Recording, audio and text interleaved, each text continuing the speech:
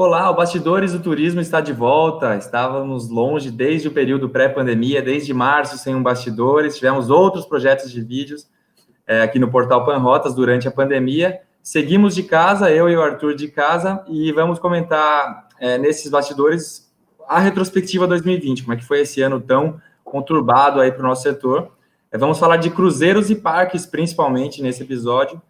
E, Arthur, vendo o top 10, top 20 do portal Panrotas, o que os agentes mais buscaram mesmo foram as notícias de cancelamento, né? Aquelas incertezas desde fevereiro. E aí, vai ser seguro ou não vai realizar um cruzeiro? Como é que ficou? A imagem ficou negativa no começo? Como é que foi esse desenvolvimento aí do setor de cruzeiros no período pandemia?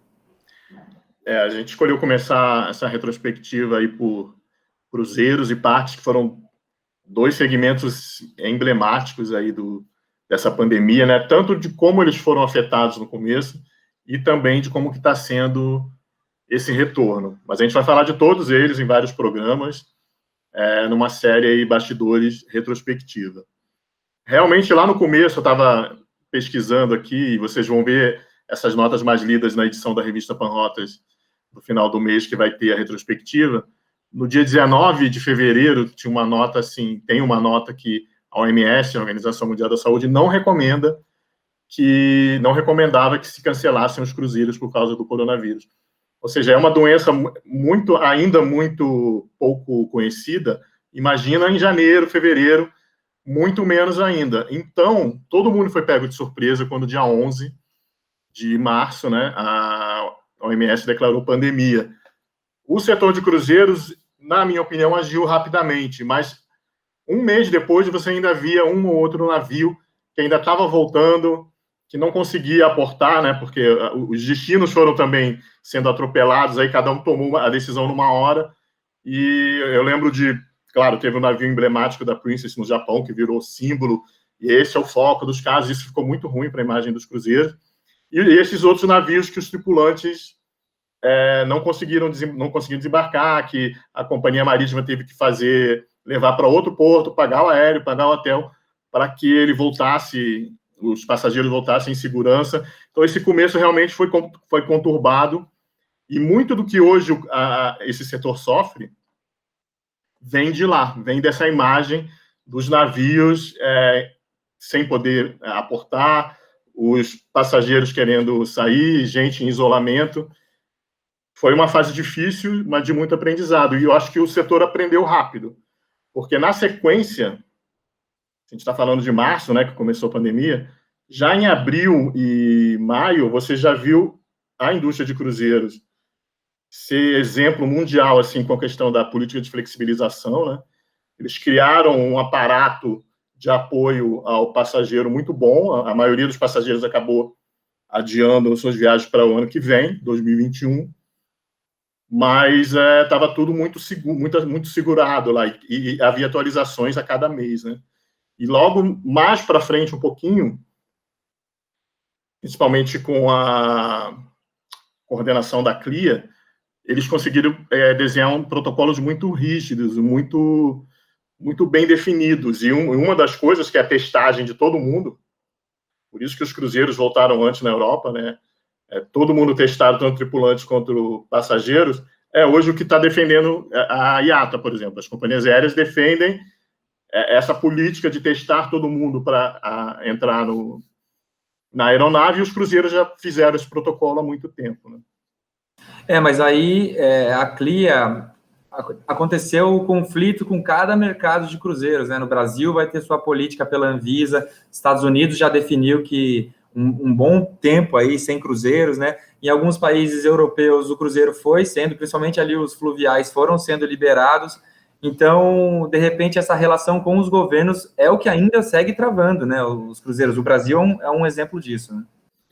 Isso. Então, passado o susto inicial, feita a política de flexibilização, que continua até hoje, com várias compensações, feitos os protocolos, voltaram os cruzeiros na Itália, especificamente, alguns fluviais, como você falou, que já estão sendo cancelados de novo por causa da segunda onda na Europa e dos novos protocolos e das novas restrições.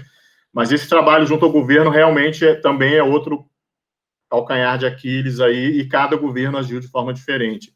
Você vê que a decisão da Costa, por exemplo, de cancelar sua temporada esse ano e só vir para o ano que vem, basicamente se deu por causa dessa indefinição com relação aos governos.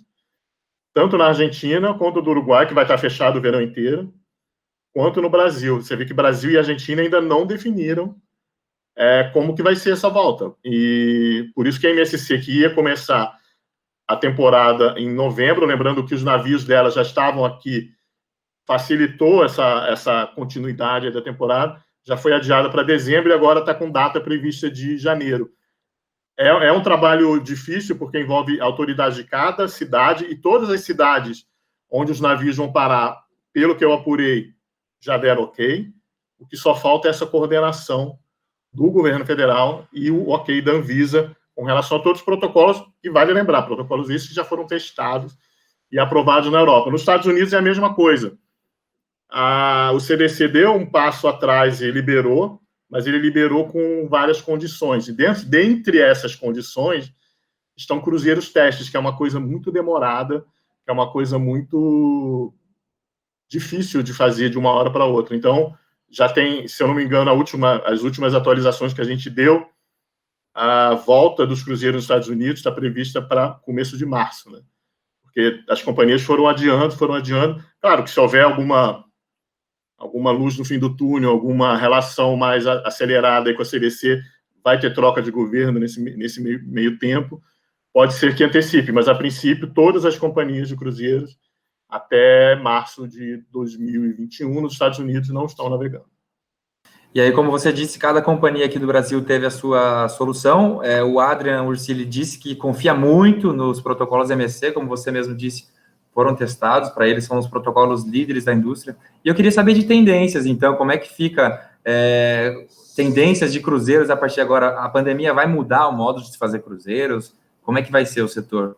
O setor de cruzeiros tem um público já muito apaixonado que está ávido por fazer cruzeiros. Eu estava lendo uma matéria da USA Today hoje, e as reservas para 2021 assim, estão bombando, e vai ser a temporada. O que eu acredito que vai acontecer aqui no Brasil? O brasileiro vai querer viajar para lugares mais perto e para lugares onde ele confia. Então, eu acho que Caribe e Brasil são os destinos que vão bombar para cruzeiros. Vai ter uma demanda muito grande e, realmente, assim, a gente já deu algumas notícias de que a Costa vem com navio novo, o MSC já está perdendo temporada, mas a NCL, Royal Caribbean, podem colocar navio aqui no Brasil, porque eu acho que vai ter uma grande demanda para o brasileiro fazer cruzeiros aqui na região e também, ousando um pouquinho mais, Estados Unidos, que é um destino preferido dos brasileiros. Então, eu acho que essa bolha Flórida ainda vai ser muito fortalecida. Com relação ao tipo de cruzeiro, eu acho que os cruzeiros de luxo, aquelas opções privativas dentro dos navios, isso vai continuar crescendo. Acho que vai ter uma demanda para essas coisas mais exclusivas, os cruzeiros fluviais no Brasil. Vai ter uma queda inicial por destinos mais longos. Vou fazer um cruzeiro na Ásia, vou fazer um cruzeiro na Austrália. Talvez, nesse primeiro momento, eu acho que ainda não vai ser a hora, porque o brasileiro ainda vai estar receoso, né? Vou voltar, mas eu vou voltar onde eu conheço. As medidas de saúde, elas vão continuar, né?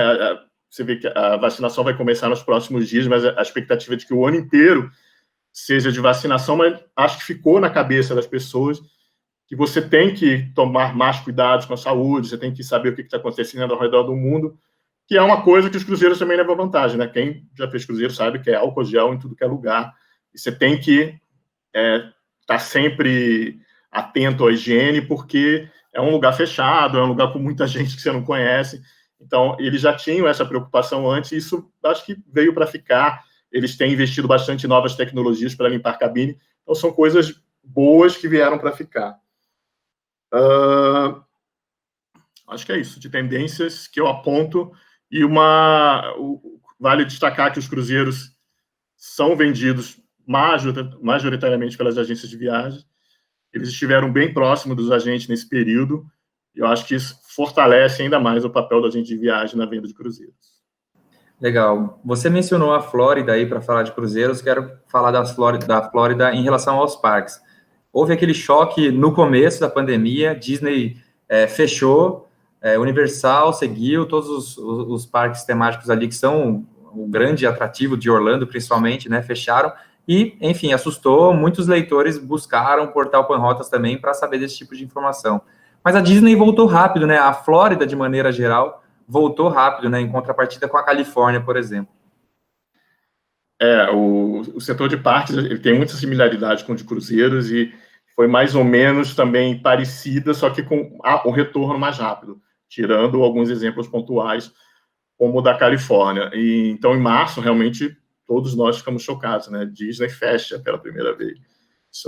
Aí acho que a gente sentiu a gravidade da situação. E teve esse fechamento e as demissões, as licenças, né, não remuneradas, foram imediatas. No Brasil também se fecharam os parques e foi um momento de muita indefinição, né? Quando que a gente fala em parque temático, a gente lembra de aglomeração, muita gente, muita festa, muitos eventos. E quando voltou, e aí as notícias mais buscadas são exatamente para saber desses protocolos, eu acho que aí foi mais um bom exemplo de como retornar com segurança, diminuindo a capacidade, criando um site para você fazer reserva, e entre outras medidas. Só que nesse meio tempo, enquanto até hoje a gente não pode fazer turismo nos Estados Unidos, ou tem que fazer quarentena num lugar, tipo no México, para poder entrar, os parques brasileiros também seguiram os protocolos e saíram na frente, porque já em junho, julho, você conseguia visitar algumas atrações, principalmente no Sul, e eu acho que foi um bom exemplo, porque os parques brasileiros, talvez deixados sempre como uma segunda opção, passaram a ser a primeira, e a gente passou a ver que há uma diversidade, há profissionalismo, e foi um trabalho muito bem feito, aí, tanto pelo Sindepate, quanto pelos parques, seja no Rio, como o Bondinho do Pão de Açúcar, tem a Roda Gigante, quanto no Nordeste, os parques aquáticos, e entre as notícias mais lidas teve até aquela que a gente falou dos novos complexos de parques aquáticos que vão ser inaugurados em cerca de 2 anos, e no Sul, claro, que foram os que voltaram primeiro e que deram um exemplo de que é possível fazer o turismo responsável. Então, como tendência, para 2021, eu aposto mais no fortalecimento aí desses parques brasileiros e, mais uma vez, na bolha da Flórida, porque está todo mundo querendo ir para Orlando, e os parques de Orlando, principalmente a Universal, a Disney, não deixaram de estar próximos dos agentes de viagem, né? Com muito treinamento, muito evento e muita transparência nos protocolos. E é bacana estar entre as mais lidas uma notícia sobre investimento, que é justamente o investimento do Aquaventura, que vai ser no Praia do Carneiros, que é um grupo de Gramado, né, que é o grupo do Snowland, investindo no setor em meio à crise. Bacana, chamou bastante atenção também. É interessante essa coisa dos parques, porque a gente esteve em contato com o Murilo Pascoal, que é do Sindepate, né, que é a grande entidade aí desse setor. Mas também falando em entidade, é importante falar sobre como é que foi a atuação do turismo junto ao governo, né? E essa necessidade de algo que você sempre falou desde o pré-pandemia, que é ter essa voz única, né? Como é que voz única do turismo, do setor, para se defender em Brasília? Como é que você faz o balanço do governo, entidades, Emitur, enfim, como é que foi durante a pandemia toda essa relação política do turismo?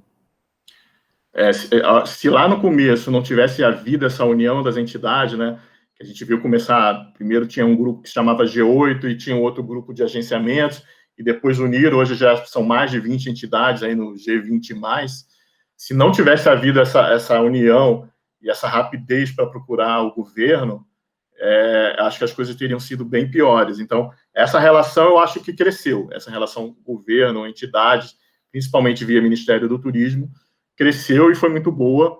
Claro que as principais entidades, a BAV, CLIA, Brastor, Resort Brasil, CNC, a Federação de Hotéis, a FBH, elas continuam liderando e continuam sendo mais ativas em Brasília. Tem umas que têm mais dinheiro para investir em trabalhos em Brasília, tem umas que não têm, mas trouxeram todo mundo. Acho que não ficou ninguém de fora desses G20 mais aí na interlocução com o governo. A interlocução, o lado de lá, eu acho que foi muito positiva.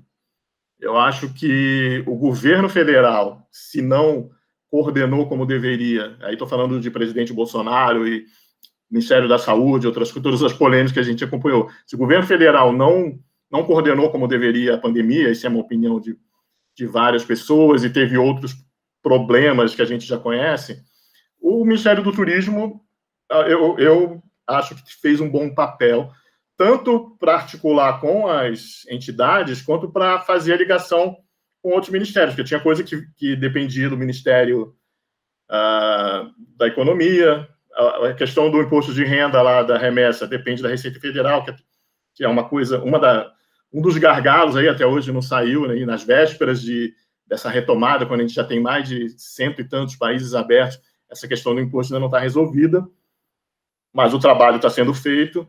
Então, eu acho que o papel do Ministério foi bom, pelo menos até o lançamento da campanha de retomada.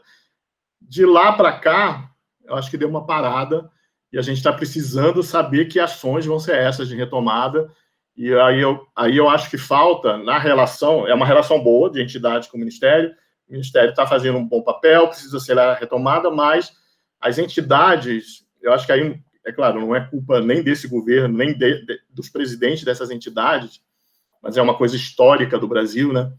Você não é muito crítico em relação ao governo, geralmente, se você é presidente de uma entidade, porque você teme represália, né? Você teme, então não vou ter a verba para treinar os agentes de viagem, eu não vou ter a verba para treinar os hoteleiros, ou não vou ganhar os investimentos. Tem essa coisa ainda que você não pode se cobrar o governo. Então tem muito trabalho de bastidores, mas quando chega na gente, a imprensa, eles são mais polidos para falar. Então acho que precisa de uma voz mais crítica. E como a gente viu, uma voz crítica bem interessante que foi essa semana, que passou, que foi o artigo do Alexandre Sampaio, da FBH, que ele fala, a gente fez todo o trabalho, a gente se preparou para receber, agora tem essa questão da segunda onda, ou da continuidade da primeira onda, novas restrições, e ninguém está olhando para o turismo de novo. A gente vai precisar de mais medidas, e a gente vai precisar de medidas que funcionem. Citando só uma delas, diminuiu-se o número de horas nos shoppings, então isso vai aumentar a concentração, quando deveria ser o contrário, como o Rio de Janeiro fez, por exemplo. 24 horas para poder espalhar e não prejudicar o fluxo que os shoppings se prepararam para receber, né? Teve investimento em segurança, em saúde. Então, o Alexandre fala isso, a gente continua precisando de ajuda. Então, não dá para ser só aquele primeiro pacote, porque os problemas continuam e a gente não tem nenhum plano de vacinação ainda, isso é uma coisa meio absurda. Então, pode ser que esse vai e volta das restrições, a gente viu isso na Itália, né? A própria Disney Hong Kong já fechou e abriu 3 vezes, de acordo com as autoridades. Então, se vai haver esse tipo de flexibilidade, vamos dizer assim, no Brasil, de abre e fecha, restringe e amplia, precisa de uma coordenação melhor do governo, de continuar incentivando, né? E por isso que eu cobro mais ações em relação à retomada, assim, falaram um monte de coisa sobre a retomada, mas planos concretos, como que você vai incentivar a sustentabilidade da indústria? Acho que faltou esse pulo do gato aí. Mas essa coisa da tendência da voz única do turismo, por onde isso começaria? Você acha que isso é algo que a pandemia vai trazer para ficar? Por onde você já tem o G20 pronto, né? Então, o que precisa, e aí formalizar. Vou dizer, não é culpa desse governo, não é culpa desses presidentes de entidades, é tirar um pouco da vaidade, né, e desenhar um projeto e ter uma entidade. Não quer dizer assim que a BAV vai acabar, ou que a BIH vai acabar, ou que a BO vai acabar, não. Assim, tem temas macro, você vai no governo, uma só voz falando para todo mundo precisa de incentivo para manter os empregos, todo mundo precisa de financiamento, todo mundo precisa de uma coordenação geral da pandemia. O específico continua sendo tratado aqui embaixo por todas as entidades. Mas o macro, essa voz, até para promover o Brasil, por exemplo, lá fora, E um dos pontos negativos do ano, eu também citaria o papel da Embratur, que não fez nada o ano inteiro, e o presidente da Embratur segue essa linha polêmica do presidente da República, mas efetivamente para o nosso turismo, como algumas poucas entidades não foram eficazes esse ano. Mas, no geral, repetindo, acho que o papel do Ministério do Turismo muito bom, e das entidades, que está com uma qualidade muito boa de presidentes, diretores, com algumas poucas exceções que eu não vou nominar aqui. Acho que está um nível muito bom de paixão pelo turismo, profissionalismo e dessa interlocução com o governo aí. Então, pode ser que isso resulte nessa voz única aí. Pode ser uma entidade como a US Travel, nos Estados Unidos, que faz lobby mesmo. Eles fazem, durante toda a eleição, a US Travel faz um relatório por semana e contato direto com a campanha dos candidatos, e um trabalho seríssimo, assim, de inúmeras pesquisas. Então, o que a gente pode, por exemplo, nessa questão da pesquisa, em vez da Abrastor soltar a pesquisa dela, a BAB solta a pesquisa dela com o Sebrae, a FBHA, a Resort Brasil, não. Nesse chapéu da US Travel, ou da Brasil Travel, tá tudo lá. Então, você vê tudo no mesmo lugar e você tem a visão do todo, né? E você tem um discurso único. Que é bom para o governo também. Já a pessoa, em vez de falar com 20 presidentes, ele vai falar com uma pessoa só sobre essas questões macro aí que a gente falou. Canalizar todas as demandas dessas associações. Bom, a gente vai falar sobre aviação, os próximos rankings nos próximos episódios, aviação, hotelaria, todo o mercado, agências de viagens. Por enquanto, por aí mesmo. Você queria acrescentar alguma coisa, Arthur? Eu tinha anotado um destaque aqui em relação a cruzeiros que eu não falei, que realmente os cruzeiros, como a gente falou dessa evolução, as etapas foram muito, muito bem pensadas, mas no Brasil me surpreendeu muito o caso da R11, que representa a Royal Caribbean, o Ricardo Amaral. Realmente, eu acho que, olhando assim, ações que se destacaram na pandemia, o trabalho que ele fez lá, de que ele separou uma verba para ajudar as agências de viagens a anunciarem, a venderem, a fazerem alguns projetos, acho que isso foi uma coisa bem legal, que se destacou. Claro, a gente vai falar em outros momentos de outras iniciativas, mas como eu falei de cruzeiros, eu tinha anotado e não falei, eu queria destacar aí que a R11 está de parabéns aí com essa ação com os agentes de viagem. Muito bem, esse foi o primeiro Bastidores do Turismo de dezembro, falando sobre retrospectiva. Como eu disse aqui, falaremos ainda sobre os outros setores, outros segmentos e tudo que a pandemia nos causou de impacto aí via portal Panrotas. Muito obrigado, Arthur, e até a próxima. Valeu, gente. Tchau.